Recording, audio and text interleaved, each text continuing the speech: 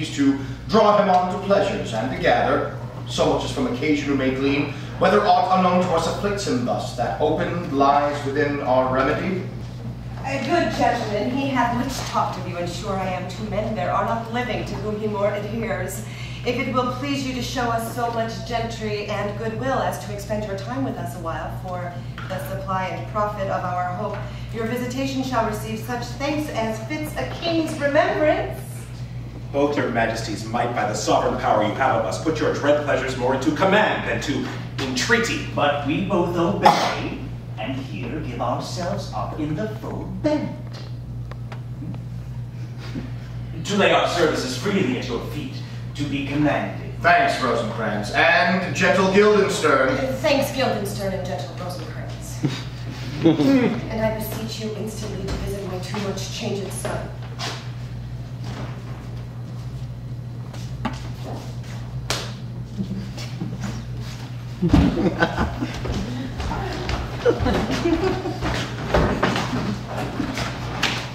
My lord, I do think, or else this brain of mine huffs not the trail of policy so sure as it hath used to do, that I have found the very cause of Hamlet's lunacy. Oh, speak of that. That do I long to hear. My liege, and madam, to expostulate what majesty should be, what duty is, why, day is day, night, night, and time is time, we're nothing but to waste night, day, and time. Therefore, since brevity is the soul of wit, and tediousness the limbs and outward flourishes, I will be brief. Your noble son is mad. Mad call I him. For to define true madness, what is but to be nothing else but mad? But let that go. More matter with less art. Madam, I swear I use no art at all. That he is mad. 'Tis true. 'Tis true, 'tis pity. And pity 'tis true. A foolish thing. But farewell, for I will use no art.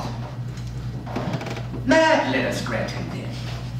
And now remains that we find out the cause of this effect. Or rather say the cause of this defect. For this effect defective comes by cause. Thus it remains. And the remainder thus. Perpend, I have a daughter, have while she is mine, who in her duty and obedience, mark, hath given me this. Now gather and surmise. To the celestial and my soul's idol, the most beautified Ophelia. That's a new phrase, a vowel phrase. Beautified is a vowel phrase. But you shall hear. Thus in her excellent white bosom, these etc., etc. Came this from Hamlet to Good her? madam, stay a while. I will be faithful. Doubt thou the stars are fire? Doubt that the sun doth move? Doubt truth to be a liar? But never doubt I love. Oh, dear Ophelia, I am ill at these numbers. I have not art to reckon my groans, but that I love thee best, oh, most best, believe it, adieu. Thine evermore, most dear lady, whilst this machine is to him Hamlet. This in obedience hath my daughter shown me. But how hath she received his love? What do you think of me? As of a man faithful and honorable. I would fain prove so. But what might you think when I had seen this hot love on the wing? Or looked upon this love with idle sight? What might you think? No, I went round to work. And my young mistress thus I did bespeak. Lord Hamlet is a prince, out of thy star. This must not be. And then I precepts gave her, that she should lock herself from his resort, admit no messengers, receive no tokens, which done, she took the fruits of my advice. And he, repulsed, a short tale to make, fell into a sadness, then into a fast, thence to a watch, thence into a weakness, thence to a lightness, and by this declension into the madness wherein now he raves. And oh, be mournful. Do you think 'tis this? It may be very likely. Had there been such a time, I'd fain know that I have positively said 'tis so, when it proved otherwise. Not that I know. Take this from this, if this be otherwise. If circumstances lead me, I will find where truth is hid, though it were hid indeed within the center. How may we try it further? You know, sometimes he walks 4 hours together here in the lobby. So he does indeed. At such a time, I'll loose my daughter to him. Be you and I behind an arras then. Mark the encounter.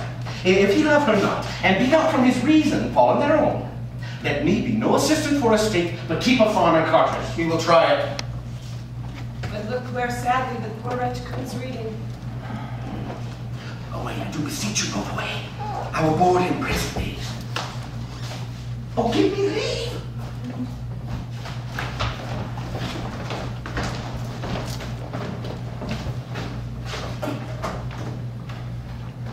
How does my good Lord Hamlet? Oh, God of mercy.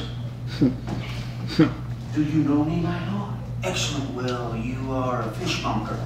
Not I, my lord. Then I would you were so honest a man.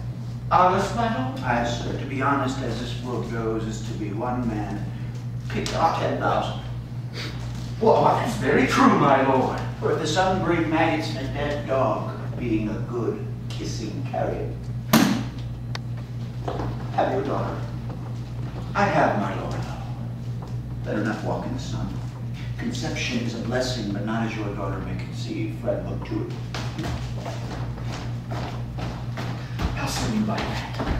Still harping on my daughter. Yet he knew me not first. He said I was a fishmonger. Oh, he is far gone. Far gone. And truly in my youth, I suffered much extremity for love. Very near this. I'll speak to him again. What do you read, my lord? Words. Words. Words. What is the matter, my lord? Between whom? I mean the matter that you read, my lord. Slander, sir. For the satirical rogue says here that old men have gray beards. Their faces are wrinkled, their eyes purging thick amber and plum tree gum, and that they have a plentiful lack of wit, together with most weak hands, all of which, though I most powerfully and potently believe, yet I hold it not honesty to have it thus set down. For yourself, sir, should be old as I am, if, like a crab, you could go backwards. Though this be madness, yet there is method in it. Will you walk out of the air, my lord? In my grave. Indeed, that is out of the air. How pregnant sometimes his replies are. I will leave him and slowly contrive the means of the meeting between him and my daughter. My honorable lord, I will most humbly take my leave of you. You cannot take from me anything I will more willfully part with all, except my life. Except my life. Oh, except my life. Fare you well, my lord. These tedious old fools. How do you seek the Lord Hamlet? There he is. God save you, sir. My honored lord, my austere lord. My excellent good friends, Guildenstern! Rosencrantz, good lads, how do ye both? As the indifferent children of the earth. Happy in that we are not over happy. On fortune's cap we are not the very button for the soles of her shoes. Neither, my lord. Oh, do you live about a waster in the middle of her favors? Oh, faith, the private suite. Oh, the secret parts of fortune, most true. She is a strong.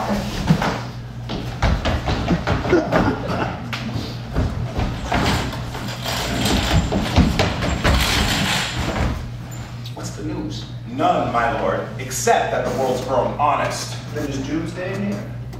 But your news is not true. Let me question more in particular. What if you, my good friend, deserve it at the hands of fortune that she sends you to prison hither? Prison, my lord. Denmark's prison. Then is the whole world one? A goodly one, in which there are many confines, wards, and dungeons. Denmark being one of the worst. My lord, we think it not so. Why then, 'tis none to you, for there is nothing either good or bad, but thinking makes it so. To me, it is a prison. Well, then it's ambition that makes it one. 'Tis too narrow for your mind. Oh, God, I could be bounded in a nutshell and count myself a king of infinite space, were it not that I have bad dreams. Which dreams indeed are ambition. For the very substance of the ambitious is merely the shadow of a dream. The dream itself is but a shadow. Truly, and I have ambition of so airy and light a quality, it is but a shadow's shadow. Then are our beggars' bodies and our monarchs and outstretched heroes' bodies the beggar shadows? Shall we court, for by my fay I cannot reason. Oh, we will wait upon you. No such matter. I will not sort you with the rest of my servants, for to speak to you like an honest man, I am most dreadfully offended, but in the beaten way of friendship.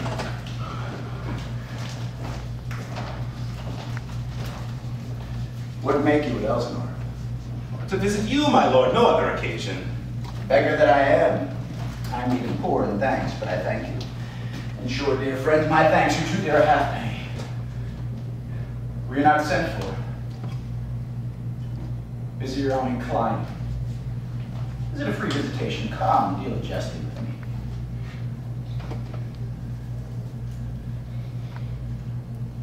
Come, they speak, my lord! We were sent for. I will tell you why. And so shall my anticipation prevent your discovery, and your secrecy to the king and queen moult no feather.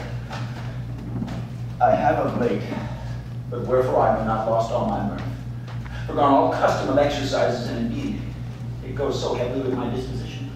This goodly frame, the earth, seems to me a sterile promontory. Man delights not me, no, nor women either. Though when you're smiling, you seem to say so. No, my lord, there was no such stuff in my thoughts. Why did you laugh then when I said man delights not me? To think, my lord, that if you delight not in man, what Lenten entertainment the players shall receive from you. We quoted them on our way, and hither they are coming to offer you service. There are the players. Gentlemen, you are welcome to Elsinore, but my uncle, father, not mother, are deceived. In what, my dear lord? I am but mad. North-northwest, where the wind is southerly, I know a hawk from a handsaw. Well be with you, gentlemen. Hark you, Gildenstern, and you too. At each ear a hearer. That great baby you see there is not yet out of his swaddling clouds. At least the second time come to them from the same old man who's twice their child. I promise you, he comes to tell me of the players' market. You say right, sir, on Monday morning, 'twas so indeed.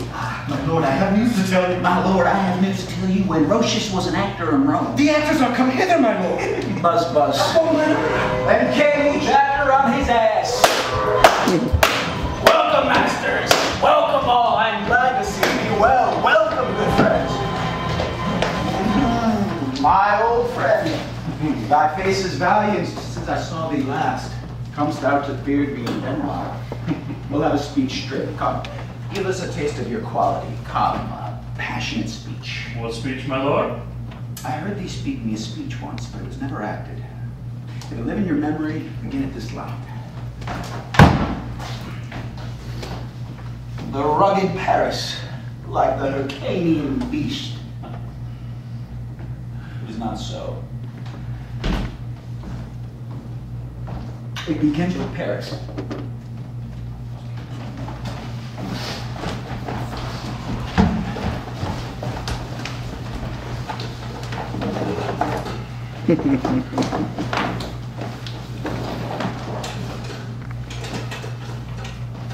Anon, he finds him, striking too short at Greeks. His antique sword, rebellious to his arm, lies where it falls, repugnant to command.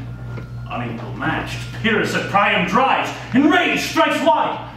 With the width and wind of his fell sword, the unnerved father falls. Then, senseless Ilium, seeming to feel this blow, a flaming top stoops to his base and with a hideous crash takes prisoner Pyrrhus' ear. For lo, his sword, which was declining in the milky head of reverend Priam, seemed in the air to stick. As a painted tyrant, Pyrrhus stood, and like a neutral to his will and matter, did nothing. But, as we often see against some storm, a silence in the heavens, the rack stands still, the bold wind speechless, and the orb below as hush as death. Anon, the dreadful thunder doth rend the region. So, after Pyrrhus' pause, aroused vengeance sets him new a work. And never did the Cyclops' hammer fall on Mars' armor forged for proof etern, with less remorse than Pyrrhus' bleeding sword. Now falls on Priam. Out helps strumpet fortune. All you gods and general sign up, take away her power. Break all the spokes and fellies from her wheel, and bowl the round nave down the hill of heaven as low as to the fiend. This is too long. And shower the barbers with your beard. Prithee, say on, he's for a jig or a tale of tawdry, or he sleeps. Say on, come to hang him up. But who? Oh, who had seen the Mowgli Queen? The Mowgli Queen. That's good. Mowgli Queen is good. Run, barefoot up and down, threatening the flame with piss in the room. A cloud upon that head where late the diadem stood, for a robe, about her lank and all o'er-teed loins, a blanket. And the alarm of fear caught up. Those that had seen this, tongue in venom steeped, against fortune's state, would treason have pronounced. Had the gods themselves seen her when she saw Piers, make malicious sport in mincing with his sword her husband's limbs. The instant burst of clamor that she made, unless things mortal moved them not at all, would have made milch the burning eyes of heaven, and passion in the gods.